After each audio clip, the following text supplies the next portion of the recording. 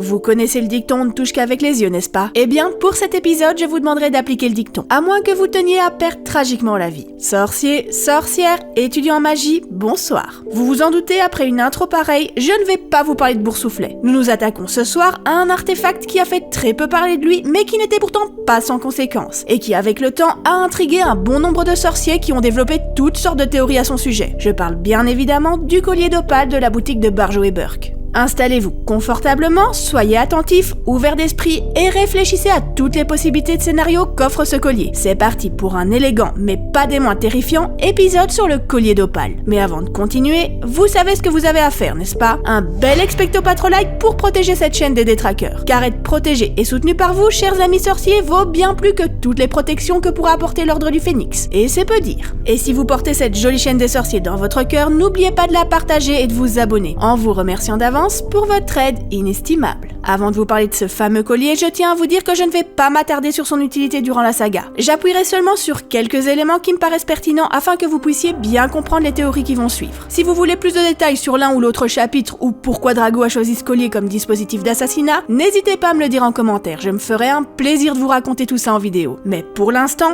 concentrons-nous sur les faits, voulez-vous? Le collier d'opale, c'est ça. Bon, rien d'étonnant. Tout est dans son nom. C'est un collier serti d'opale. Ce qui le rend si spécial, c'est qu'on rencontre ce collier dès le début de la saga dans Harry Potter et la Chambre des Secrets. Lorsqu'Harry arrive malencontreusement dans la boutique de Barjo et Burke, le collier se trouve sur un présentoir avec la notice suivante. Ne pas toucher, objet ensorcelé. Ce collier a provoqué la mort de 19 moldus auxquels il a appartenu. Voilà, je vous l'accorde, ce n'est pas très engageant. Mais ça annonce la couleur. Et ce que je trouve particulièrement terrifiant, c'est qu'au-delà de cette indication, eh bien, on n'en sait pas plus. Rien n'indique sa provenance, qui l'a ensorcelé, de quelle manière sont morts les anciens propriétaires, ni par quel moyen il a atterri chez Barjo et Burke. Avouez que ça fait froid dans le dos et laisse supposer le pire. Même s'il est vrai que nous ignorons la quasi-totalité de l'histoire de cet objet, une chose est sûre, nous savons au moins comment cet objet réagit et à quel point il peut causer des dommages. Il suffit d'accélérer le temps et de se rendre 4 ans plus tard à Poudlard, alors qu'Harry entame sa 6e année. C'est la pauvre poursuiveuse de Gryffondor, Katy Bell, qui va en faire les frais. Et si vous avez lu Harry Potter et le Prince de Sang Mêlé, vous savez probablement à quel point ce passage est angoissant. Allez, juste pour le plaisir, et surtout pour bien vous faire comprendre à quel point ce collier est dangereux, je vous relis le passage où Katy touche le fameux collier d'opale. Aussitôt, Katy s'éleva dans les airs, non pas à la façon de Ron suspendue par la cheville dans une position burlesque, mais avec grâce, les bras tendus comme si elle s'apprêtait à s'envoler. Quelque chose, cependant, paraissait bizarre.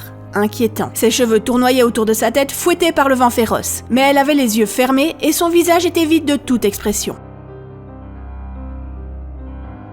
Puis à 2 mètres au-dessus du sol, Katy poussa un horrible hurlement. Ses yeux s'ouvrirent et ce qu'elle voyait ou ce qu'elle ressentait lui causait manifestement une terrible angoisse. Elle hurlait sans cesse. Léane se mit à hurler à son tour et agrippa les chevilles de Katy, essayant de la ramener à terre. Harry, Ron et Hermione se précipitèrent pour l'aider, mais au moment où ils saisissaient à leur tour les jambes de Katy, elle retomba sur eux. Harry et Ron parvinrent à l'attraper, mais elle se tortillait tellement qu'ils avaient du mal à la maintenir. Ils l'allongèrent par terre où elle se débattit avec force en continuant d'hurler, apparemment incapable de les reconnaître. Voilà, je ne sais pas ce que vous en pensez, mais là une chose est sûre, nous sommes bel et bien en présence d'un artefact hautement magique qui relève des connaissances poussées en magie noire. D'ailleurs, rappelez-vous que c'est à Severus Rogue que l'on demande de réduire un maximum la vitesse de propagation de la malédiction qu'a subi Katy. Mais même si Rogue est un pro, Katy sera tout de même envoyée à l'hôpital Sainte-Mangouste pour les maladies et blessures magiques où elle passera une grande partie de l'année à se remettre des effets de la malédiction. Pauvre Katy Bell. Sachez que si Katy n'est pas morte instantanément, c'est tout simplement car elle n'a pas pris le collier à main nue. Vu les intempéries et le froid glacial, Katy portait des gants. Mais malheureusement pour elle, un de ses gants était très légèrement troué et c'est cet infime contact entre sa peau et le collier qui lui a causé tous ces dommages.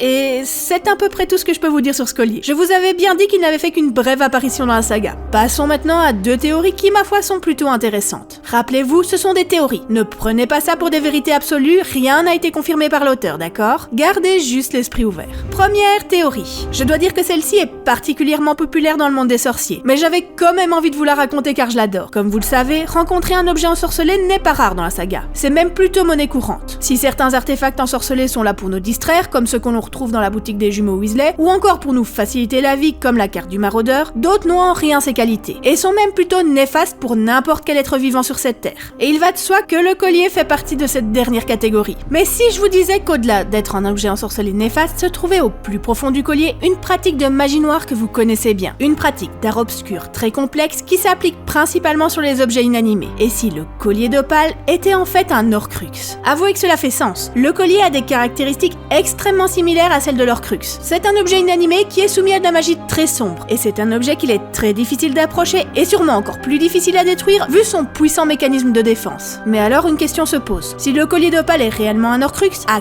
qui appartenait-il? Je sais que tout naturellement votre pensée va se diriger vers le Seigneur des Ténèbres. Après tout, c'est une vraie machine à fabriquer des Horcrux. Mais non, ça ne peut pas être lui car nous savons qu'il a créé délibérément 6 Horcrux plus un involontaire. Ce n'est donc pas un de ses fragments d'âme. De toute manière, vous remarquerez que le collier d'Opale n'a pas vraiment le même mode opératoire que les Horcrux de Lord Voldemort. Ce qui est assez logique. La magie d'un sorcier n'est pas identique à celle d'un autre. Et si les Horcrux du Seigneur des Ténèbres sont plutôt du genre passif-agressif et empoisonnent la vie de son possesseur à petit feu et ne libèrent leur rage qu'en cas d'attaque, le collier d'Opale, lui, est plutôt du genre agressif tout court. Il n'accepte aucun contact humain. Alors, qui est derrière cet Horcrux? Si l'on s'en réfère au livre d'histoire de la magie, il n'y a que 2 sorciers connus qui ont créé des Horcrux avec succès. C'est le Seigneur des Ténèbres et Herpole Infâme dont je vous ai parlé dans mon cours sur le basilic. Pour ceux qui auraient séché le cours, Herpole Infâme porte bien son nom. Il est célèbre dans le monde des sorciers pour la découverte de multiples actes de magie noire. Et c'est lui le premier sorcier à avoir créé un Horcrux. Voilà. Seul petit bémol, c'est que le coco, il est de l'époque de la Grèce antique. Alors je ne sais pas si le fait d'ensorceler un objet empêche l'usure du temps, mais on va dire que oui. Et vu que le gars n'est pas vraiment commode, je l'imagine tout à fait mettre un système de protection avec un maléfice bien glauque comme celui qu'a subi Cathy. Maintenant, il faut être réaliste. Il n'y a pas eu qu'Herpole Infâme et Tom Jedusor à tenter de fabriquer un Horcrux. Au cours de l'histoire, de nombreux sorciers ont essayé de créer un Horcrux, et ce, malgré le manque de manuels d'art obscur. Cela sous-entend qu'il y a peut-être d'autres mages noirs qui ont réussi à créer un Horcrux, mais qui ne l'ont jamais manifesté au grand jour, histoire de pouvoir protéger un minimum leurs biens. Question de bon sens. Et si on y réfléchit bien, il y a effectivement un autre mage noir dont on n'a pas encore parlé sur cette chaîne qui aurait tout à fait pu créer un Horcrux à l'insu du monde des sorciers. C'est Ecrisdis. Alors lui, c'est un mage noir complètement cinglé du 15e siècle qui habitait une forteresse que vous connaissez bien, puisqu'à sa mort, la forteresse est devenue la très célèbre prison des sorciers qui se trouve quelque part au milieu de la mer du Nord. Il est connu pour avoir pratiqué la pire magie noire qui soit et expérimenté sa magie sur de pauvres moldus qu'il attirait sur son île. Bref, un mec carrément horrible. Si jamais vous voulez un épisode sur lui, dites-le moi en commentaire, je me ferai un plaisir de vous raconter son histoire. Vous savez à quel point j'aime vous glacer le sang avec mes histoires, non? Enfin,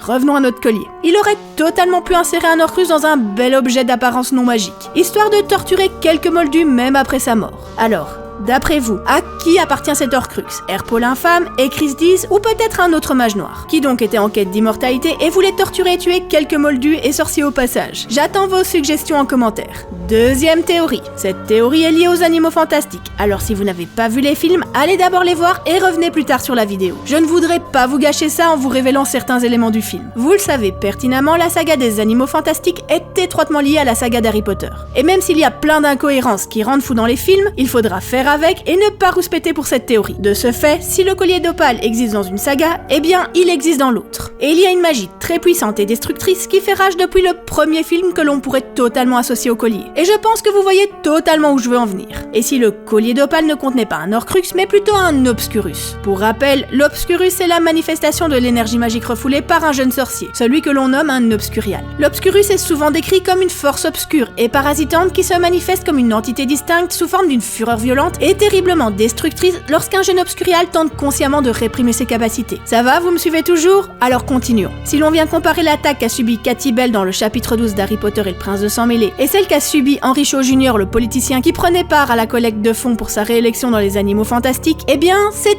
étrangement très ressemblant. La violence et la façon dont est soulevée la victime dans les airs est la même, à la différence que Cathy survit car il n'y a qu'un infime morceau de sa peau qui a été en contact avec l'objet, alors qu'Henry Cho Jr., lui, reçoit l'attaque de plein fouet et meurt sur le coup. Il est tout à fait envisageable que quelqu'un un jour ait tenté d'extraire un Obscurus afin de sauver un Obscurial. Si le sorcier n'a pas choisi un autre hôte pour l'Obscurus, il aura peut-être choisi un objet à portée de main pour l'enfermer et le sceller dans l'objet en question. Et peut-être que cet objet en question serait notre fameux collier d'Opale. Mais comme je vous l'ai dit, un Obscurus obscurus est violent, et le sceller dans un objet ne pourrait bien évidemment pas empêcher les attaques prostrées contre une personne touchant l'objet. D'où la petite pancarte d'avertissement de chez Barjo et Burke. Et de ce constat, nous sommes en droit de nous demander à qui appartenait cet obscurus. Et dans le monde des sorciers, on ne connaît pas vraiment beaucoup d'obscurial, à part la petite fille que Norbert n'a pas réussi à sauver, Croyance et Ariana Dumbledore. Alors, à vos hypothèses. C'est la fin de cet épisode sur le collier d'Opale. J'espère qu'il vous aura plu. Si c'est le cas, je compte sur vous pour me faire votre plus bel expecto patro-like et partager cette vidéo en masse. Je ne vous le dirai jamais assez, mais un sorcier dans sa communauté est un sorcier heureux. Alors suivez-moi sur les réseaux sociaux, Twitter, Facebook ou Instagram, c'est comme vous voulez. Mais sachez qu'ensemble, l'aventure est bien plus passionnante. Sorciers, sorcières, étudiants en magie, au revoir.